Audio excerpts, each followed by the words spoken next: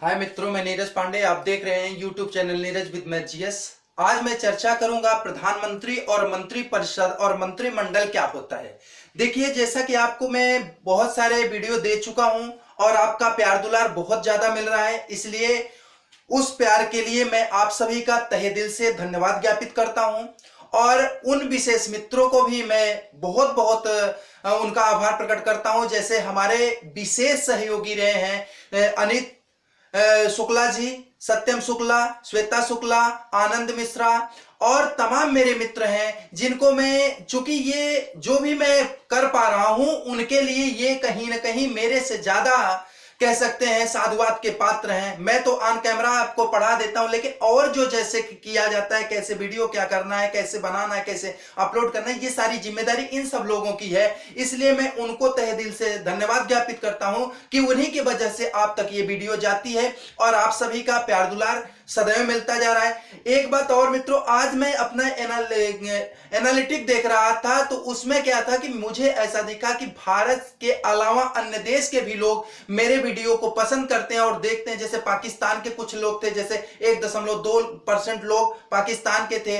2.5% बांग्लादेश के कुछ लोग थे। तो जो मेरे भारत के लोग वहां रह रहे हैं वो भी मुझे पसंद करते हैं। इस बात को देख करके मुझे बहुत खुशी हुई और मैं उन पाकिस्तान में रहने वाले अपने भारतीयों की और बांग्लादेश में रहने वाले भारतीयों की, या बांग्लादेश में जो मुझे पसंद करते हैं, उन सभी को मैं तहे दिल से धन्यवाद ज्ञापित करता हूं। अब स्टार्ट करता हूं।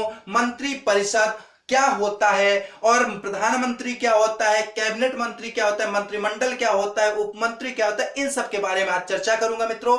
देखिए, अगर बात करी जाए तो मंत्री परिषद, यह मंत्री परिषद जो शब्द है, और एक शब्द आता है, देखा जाए एक प्रकार का हम गोला अगर बना ले तो शायद हमें ज्यादा समझ में आएगा।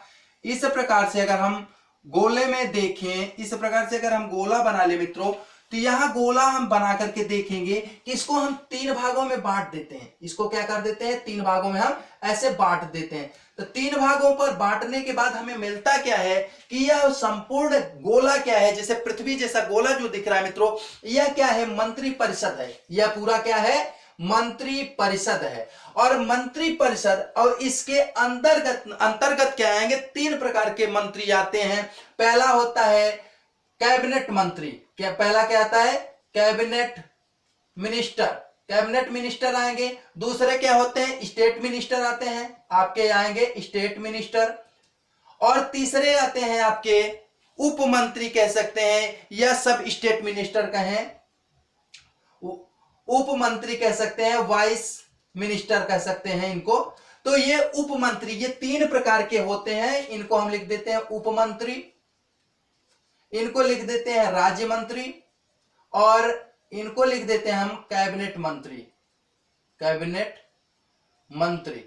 देखिए मित्रों, यहां पर क्या है कि ये मंत्री परिषद किससे मिलकर बनी, 3 प्रकार के मंत्रियों से मिलकर के बनती है। कैबिनेट मंत्री, स्टेट मंत्री मतलब राज्य मंत्री स्वतंत्र प्रभार, और राज्य मंत्री जो स्वतंत्र नहीं होते हैं, उप मंत्री, इनसे मिलकर के बनती। और ये आते कहां से हैं, ये आते हैं जो हम लोग चुन करके जितने भी एमपीज को भेजते हैं, वो एमपीज जाते हैं। आपको जैसे पता है कि 543 एमपी यहां से होके जाते हैं, तो वो एमपी में से जो कह सकते हैं कि जो किसी भी बहुमत दल का जो मुखिया होता है, उन्हीं बहुमत दल के एमपीज में से ये बनते हैं। जैसे मान लीजिए मुख्य रूप से पूरे भारत में 2 पार्टियां हैं, कांग्रेस और भाजपा। तो इस समय भाजपा सत्तारूढ़ पार्टी है।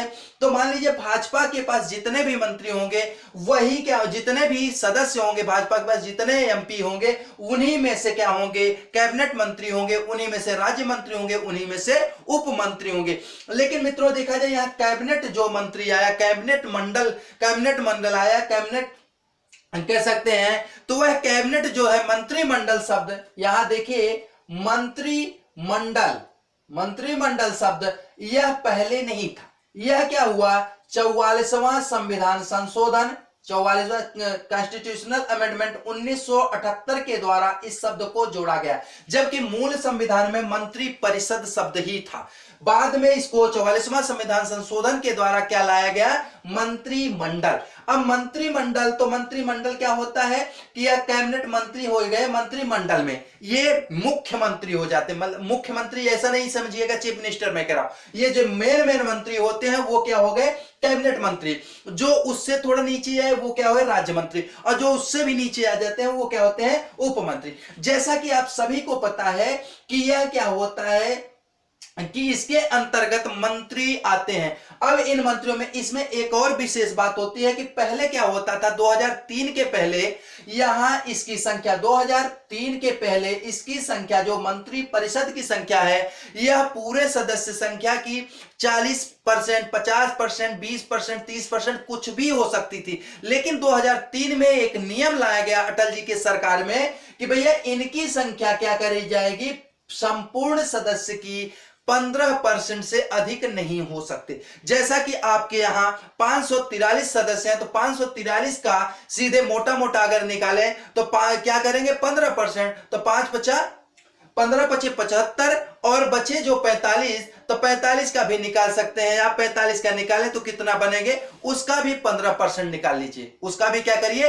15% निकाल लीजिए। लगभग 82 मंत्री आपके बन रहे हैं। तो ये मंत्री क्या हो रहे हैं, यही इतने मंत्री होंगे। जबकि पहले क्या होते थे आधा संख्या, जैसे एक पार्टी मेरा मान लीजिए भाजपा इस समय सरकार गिर रही है तो वह क्या करेगी अन्य को क्या कर देती थी, ऑफर दे देती थी आपको मंत्री बना दूंगा आप आ जाइए, तो वो आ जाते थे। लेकिन अब ऐसा नहीं है, आपको 15% के अंदर ही अपना प्रधानमंत्री सहित लेकर के 15% आपके मंत्री होंगे। यह चीज आपको क्लियर हुआ होगा। अब देखिए मित्रों यहां जो कैबिनेट मंत्री होता है वो कौन होता है। अब देखिए यहां कैबिनेट मंत्री यह क्या होता है, एक विभाग का मालिक होता है। यह क्या होता है, कह सकते हैं कि यह पूरे मंत्रालय का मालिक होता है। किसका मालिक होगा, पूरे मंत्रालय का। एक मंत्रालय या एक से अधिक मंत्रालय इन मंत्रियों के पास होते हैं।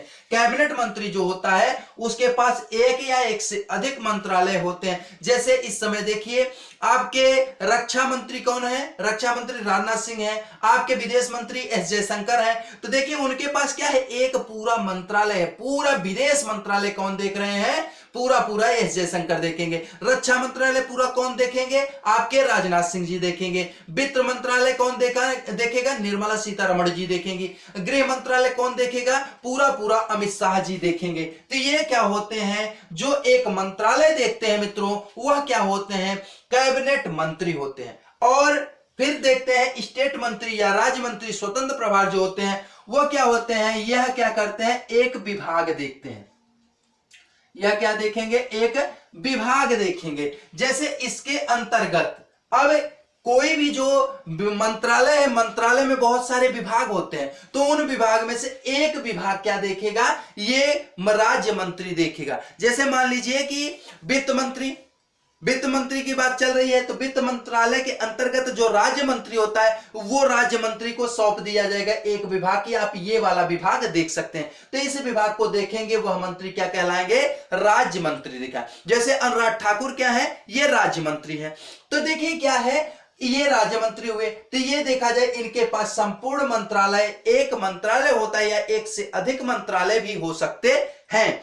और जो ये विभाग, ये स्टेट मंत्री होगा उसके पास एक विभाग होता है, एक विभाग का वो मुखिया होता है। उस पूरे मंत्रालय में एक डिपार्टमेंट, मान लीजिए कि पूरा मेरा घर 10 कमरों का है तो पूरे 10 कमरे का मालिक कौन होगा, मैं होऊंगा। कैबिनेट मंत्री मैं हूं तो पूरे घर का मालिक मैं हूं। लेकिन जो मेरे घर के सदस्य हैं, मेरा बच्चा है, मैं उसको एक कमरा दे दिया कि बोला आप इस कमरे के मालिक है, उस कमरे में किसको जाने देना है, किसको नहीं जाने देना है, ये आप तय करें। तो ये क्या होंगे, एक कमरे के मालिक हैं। ये पूरे घर के मालिक नहीं, सिर्फ अपने कमरे के मालिक हैं और दूसरे कमरे से इनका मतलब लेना देना नहीं है। और अगला देखा जाए, अगले जो होते हैं उपमंत्री के पास कोई भी न मंत्रालय होता है और न उनके पास कोई विभाग होता है। वह सिर्फ क्या करते हैं, एक अनट्रेंड मंत्री की तरह या कह सकते हैं एक अनट्रेंड की तरह, जो नौसिखिया जिसको हम कह सकते हैं, नौसिखिया की तरह यह स्टेट मंत्री के अंडर काम करे या फिर कैबिनेट मंत्री के अंतर्गत काम करे। एक तौर से अगर कह दिया जाए तो उपमंत्री उनको भी बनाया जाता है जैसे जिनको थोड़ा मान सम्मान देना होता है, वो इधर उधर भाग रहे तो उनको उप मंत्री बना दो,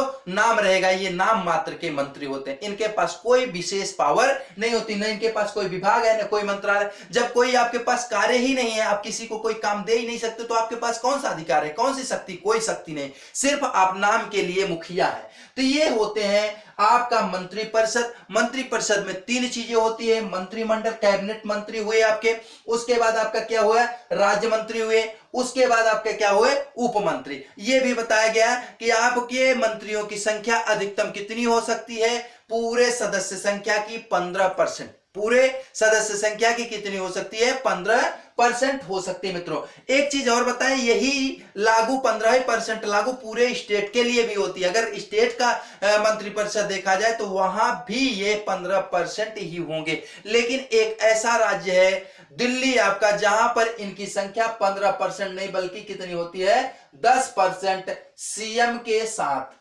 10% कहां होती है, सीएम के साथ। जैसे कि आपका दिल्ली देखा जाए, दिल्ली में कितनी सीटें हैं, 70 सीटें। तो 70 का अगर 10% हम निकालें, 70 का 10% निकालें तो 2 जीरो काट लीजिए, आएगा 7। तो अर्थात अरविंद केजरीवाल के साथ साथ, अरविंद केजरीवाल के साथ साथ 7 मंत्री हो सकते हैं। अर्थात 6 मंत्री प्लस 1 अरविंद केजरीवाल बराबर कितने हुए, 7 मंत्री हो सकते हैं। 7 से ज्यादा मंत्री दिल्ली में नहीं हो सकते। लेकिन अन्य स्टेटों में इनकी संख्या कितनी है मित्रों, 15% है। केवल दिल्ली एक अपवाद के रूप में है, यहां पे कितने होते हैं, ये होते हैं 10%। अब इतना आपको समझ में आया। अब देखिए प्रधानमंत्री जो होता है वो कहां से आता है। देखिए आपको जो एक कैबिनेट मंत्री होते हैं, इन्हीं कैबिनेट मंत्रियों में देखिए उप मंत्री हुए, राज्य मंत्री हुए, कैबिनेट मंत्री। जो कैबिनेट मंत्रियों में से विशेष मंत्री होता है, जो मुखिया होता है, वह क्या होता है, प्रधानमंत्री होता है। वैसे भी आपको पता है कि बहुमत दल के नेता को ही क्या चुना जाता है, प्रधानमंत्री।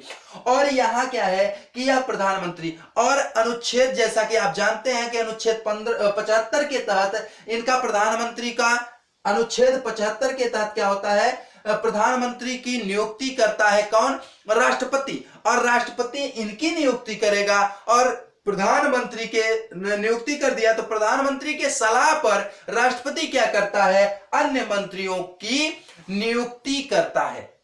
प्रधानमंत्री की नियुक्ति कौन करता है, राष्ट्रपति। और अन्य मंत्रियों की नियुक्ति कौन करता है, करता तो राष्ट्रपति ही, शपथ उनको राष्ट्रपति ही दिलाएगा। लेकिन वह कैसे करेगा, अन्य मंत्रियों की जो नियुक्ति करेगा वह कैसे करेगा, राष्ट्रपति के, प्रधानमंत्री के सलाह पर। वह बिना उसके सलाह कुछ भी नहीं करेगा। तो देखा जाए तो जो राष्ट्रपति होता है वह, देखा जाए प्रधानमंत्री जो है वह राष्ट्रपति और मंत्री के बीच के एक कड़ी है, दोनों को जोड़ने का क्या करता है, काम करता है। इस प्रकार से।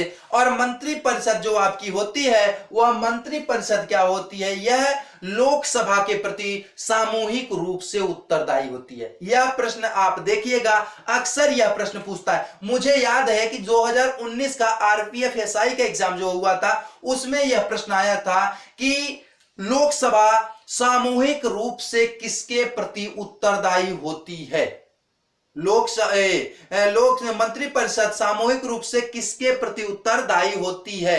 और तो यहां पर आपको ऑप्शन उत्तर क्या लगाना है, लोकसभा के प्रति उत्तरदायी होती है। तो मित्रों ये देखिए कई सारे एग्जाम्स के अगर पेपर आप निकाल करके देखें तो वहां से आपको कई सारे एग्जाम्पल मिलते हैं, कई सारे प्रश्न मिलते हैं। वो उन प्रश्नों को अगर आप देखें तो वहीं से आपको ज्यादातर प्रश्न क्या होते हैं, हर एग्जाम में बैठिए आप वहां देखिए कि ज्यादातर प्रश्न वो क्या होते हैं, रिपीटेड क्वेश्चन होते हैं। तो रिपीटेड क्वेश्चन को आप याद रखेंगे और जो कुछ नए क्वेश्चन बन सकते हैं उसको आपको बताया ही जा रहा है। हमारे जैसे आपको बहुत सारे लोग ऐसे हैं जो आपको बताने की कोशिश कर रहे हैं। बहुत अच्छे अच्छे टीचर्स आपको यूट्यूब पर मिल रहे हैं, बहुत अच्छे टीचर आपको ऑफलाइन मिल रहे हैं। तो उन गुरुजनों के आशीर्वाद से आप सिंचित हो रहे हैं और आप अपने गुणवत्ता में और बेहतरीन गुणवत्ता को बढ़ा रहे हैं, देख रहे हैं।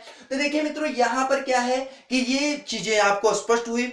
अब ये क्या होता है कि जैसे मंत्रियों का मंत्रालय बांटना, यह किसका काम होता है, मंत्रियों का मंत्रालय बांटना यह मुख्य रूप से प्रधानमंत्री के हाथ में होता है। प्रधानमंत्री जिसको जो पद देना चाहे, जो मंत्रालय देना चाहे उसको दे सकता है। हाँ ये है कि नियुक्ति तो प्रधानमंत्री की सलाह पे कौन करता है, राष्ट्रपति करता है, लेकिन इनको शपथ कौन दिलाएगा? राष्ट्रपति शपथ दिलाएगा। इनकी जो त्यागपत्र इनसे लेगा वो कौन लेगा? राष्ट्रपति ही लेगा। राष्ट्रपति इनसे इनके पद से इनको पदच्युत करेगा, पद से हटाएगा, या इनका त्यागपत्र लेगा, इनको शपथ दिलाएगा। और देखिए क्या होता है, शपथ दो प्रकार की होती है। मंत्रियों की शपथ दो प्रकार की होती है, एक तो इनके पद की शपथ होती है, दूसरी इनकी गोपनीयता की शपथ होती है। मित्रों ये चीज याद रखिएगा कि जो सामान्य विधायक होते हैं उनकी केवल एक शपथ होती है, पद की शपथ, लेकिन जो मंत्री बन जाते हैं उनको दो प्रकार की शपथ लेनी होती है, पद की भी,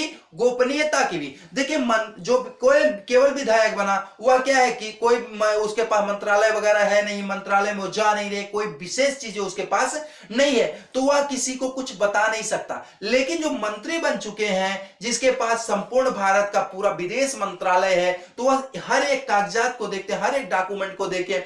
यदि मान लीजिए वह मंत्री पद से हट जाते हैं और जाकर के सबको बताने लगे या दुश्मनों को बताने लगे, यहाँ ये चीज है, ऐसे ऐसे रखा गया, ऐसे रखा गया, व्यवस्थाएं की गई, यहाँ डॉक्यूमेंट है, यहाँ पे असलहे रखे गए, तो क्या होगा? देश की जो अस्मिता है, देश की जो सुरक्षा है, वह क्या हो जाएगी? चकनाचूर हो जाएगी, धराशाही हो जाएगी। तो इसलिए उनको क्या कराया जाता है?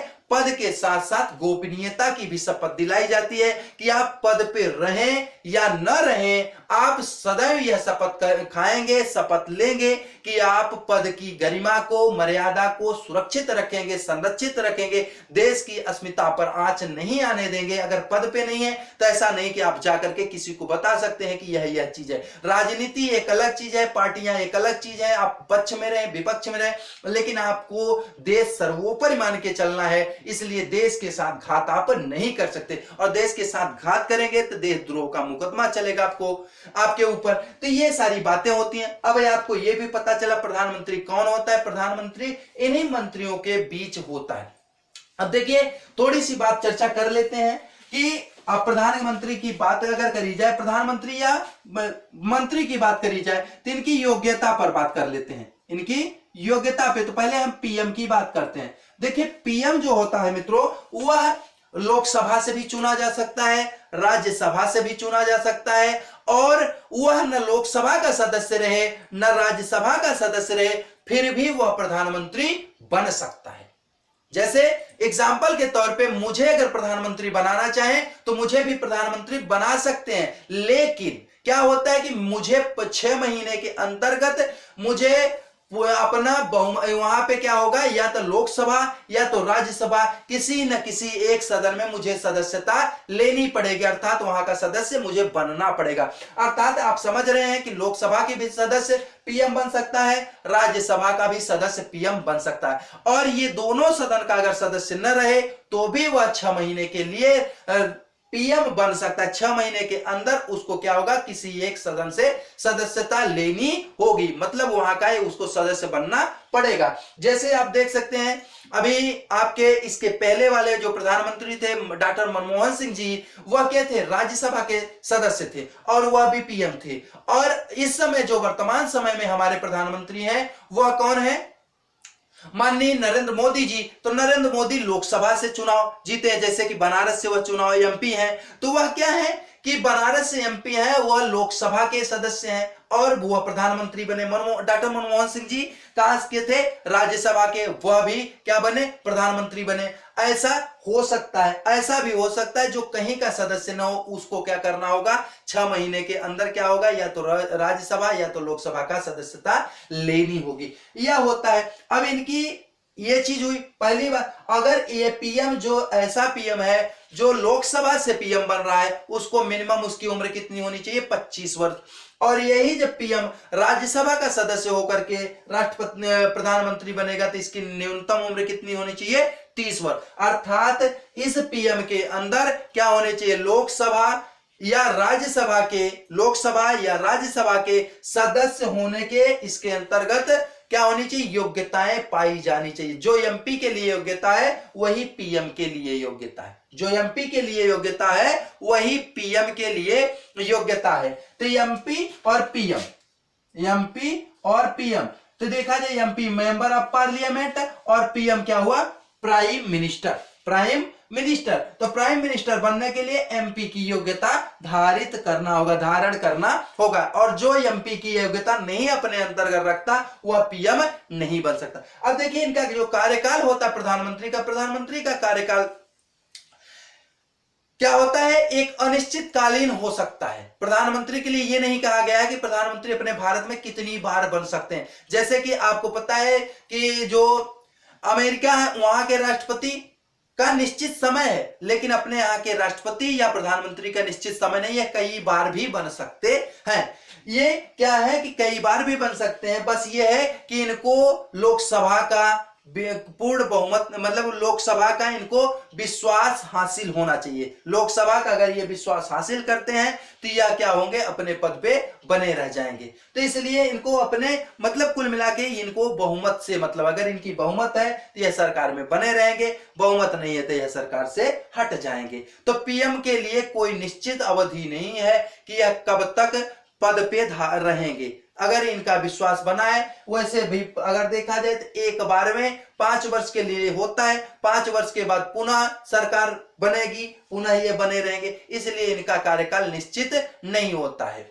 अभी देखा जाए आगे मित्रों, एमपी जो मंत्री परिषद के सदस्य होते हैं, मंत्री होते हैं, उनका जो कार्यकाल होता है वह राष्ट्रपति के प्रसाद पर्यंत होता है। राष्ट्रपति खुश है तो उनका क्या है, पद बना हुआ, राष्ट्रपति नाखुश होगा तो उनका पद जाएगा। ये बातें होती हैं। अगर और बातें हम करते हैं कि यहां बात करते हैं, अगर हम इस चीज की बात कर रहे हैं कि मंत्री परिषद में एक बात और होती है, आपातकाल। मंत्री परिषद पहले क्या होता था कि आपातकाल, जैसे कि आपको याद होगा, आप पढ़े होंगे कि 1975 में जो आपातकाल लगाया गया था, उस समय क्या था कि उस समय जो इंदिरा जी के मंत्री परिषद में सदस्य थे वो उनको भी नहीं पता था कि कल आपातकाल लगेगा।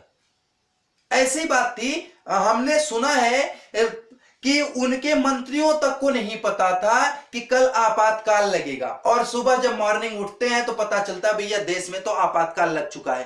तो इसके लिए एक संशोधन लाया गया कि संशोधन यह किया गया कि राष्ट्रपति 44वां संविधान संशोधन 1978 में यह नियम लाया गया कि इसमें लिखित देना होगा। जो मंत्री परिषद के सदस्य होंगे उन सदस्यों को क्या करना होगा, लिखित रूप से कारण बताना होगा राष्ट्रपति को कि यह क्यों लगाया जाए। तो जब ये लिखित रूप में देंगे तभी ऐसा होगा, और जब तक लिखित रूप में नहीं देंगे तो यह राष्ट्रीय आपातकाल नहीं लगाया जा सकता। कारण है कि 1975 में इंदिरा गांधी जी की सरकार थी, इंदिरा गांधी जी की सरकार थी, फखरुद्दीन अली अहमद साहब उस समय राष्ट्रपति थे।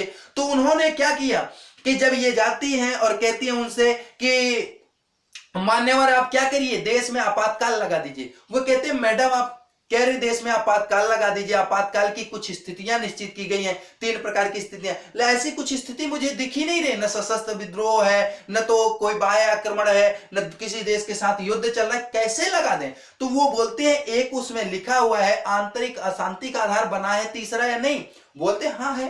तो बोले कि आप इस आधार पे देश में राष्ट्रीय आपातकाल लगाइए। तो हुआ यार, बात तो सही है, उनको लगाना पड़ा, और उस समय यह प्रावधान था नहीं कि लिखित लाइए, तो लिखित नहीं था। जैसे ही मोरारजी देसाई उस समय क्या थे, विपक्ष में थे, और उनको जेल में डाला गया और तमाम नेताओं को जेल में डाला गया। जब उनकी सरकार 78 में आती है तो उन्हें वो महसूस करते हैं कि जितने जितने यातनाएं हम झेले हैं वह मेरे आने वाली पीढ़ियां न झेले ऐसे कानून को। तो वह सशस्त्र विद्रोह मतलब कि अशांति के आधार पर लगाया गया था, उसको सशस्त्र विद्रोह में बदल दिए 44वां संविधान संशोधन 1978 के द्वारा।